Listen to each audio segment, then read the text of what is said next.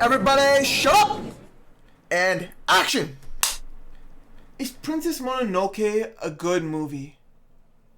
Hell yeah, I really like this one. This is a Studio Ghibli movie called Princess Mononoke, recently re-released in theaters in IMAX for, I forget, I think it's an anniversary of it or something. But regardless of the reason, I recently watched this movie because it was re-released, it was all over social media, and because I had to watch it for a course I was taking in school. And honestly, I really like this movie. Obviously, I was planning to watch it at some point because it's a Studio Ghibli movie, and I really want to watch all the Studio Ghibli movies because I really like the vibe behind all their movies and like the animation style and all that. So that is obviously a key reason that I was attracted to this movie. And of course, the animation, voice acting, and all that stuff was absolutely gorgeous in this movie.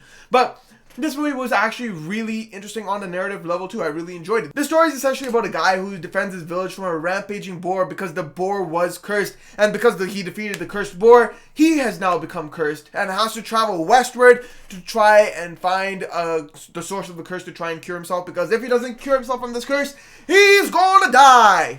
So yeah, that already defines a kind of interesting narrative. Oh my god, he got cursed. He has to try and go west to try and save himself from an already diminishing.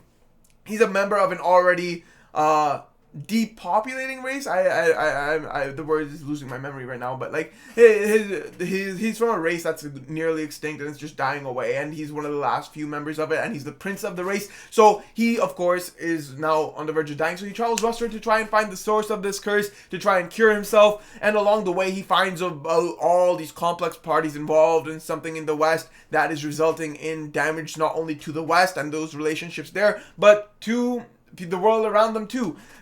This movie really touches on different aspects, from the spirits to animals to nature to the complex relation between humans, gender differences between man and women. It touches on a lot of different topics that really makes you think a little bit. But like for the most part, it is probably, out of all the Studio Ghibli movies I've watched so far, it's probably one of the narratives where it's like it's a little more clear when you're first understanding and watching it.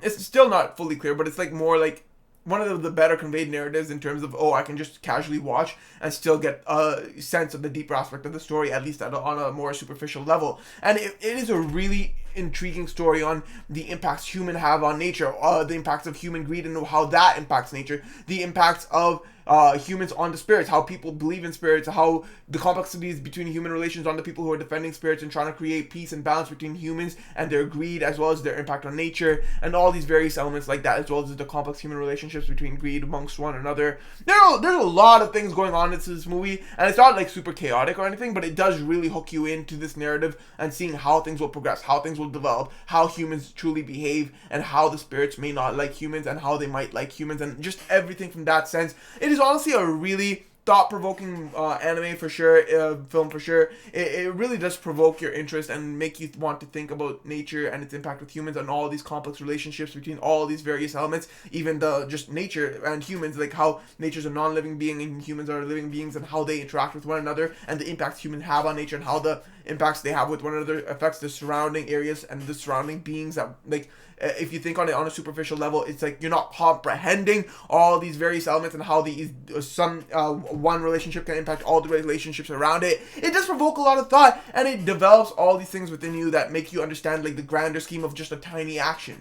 So from that sense, it does really provoke a lot of thought, and it gives you a lot to think about, and it's just a really deep movie to watch for sure. I feel like a lot of Studio Ghibli movies are like this, and honestly, it was a really entertaining movie. I definitely liked it.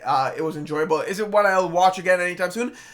Not really. Studio Ghibli movies tend to have that feeling of, yeah, I'll watch it once and I will love it, but like after that, I don't want to watch it for a while. But sometime far in the future, I will definitely want to watch it again. Not for the story particularly, because these stories tend to try and want to teach you stuff morally, in a sense, or just make you aware of stuff, but or make you think of stuff. But at the same time, it just has that sense of wanting you to learn from it and trying to fix the world from that aspect, or just learn and change your lifestyle, or like just learn and kind of just understand it and like decide what you want to do for the world after you understand it. But yeah, back to the point.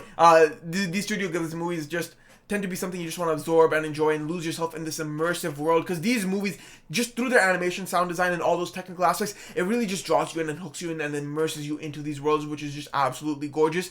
But at the same time, these narratives aren't so grasping that's like, I want to rewatch this over and over and over. It's just so grasping enough that you really, really want to watch it and stick through it all the way through the end, because that's just how gorgeous these movies are. But yeah, this movie, it was enjoyable, it was entertaining, it was a good story for sure. Makes you think a lot. I give this story a solid 78%. I enjoyed watching it for sure. I really like this movie. It does make you think a lot. And that's essentially it. I think everyone should definitely check out this movie. I really enjoyed it, and I think you guys might too if you like thinking when you watch movies. So yeah, peace.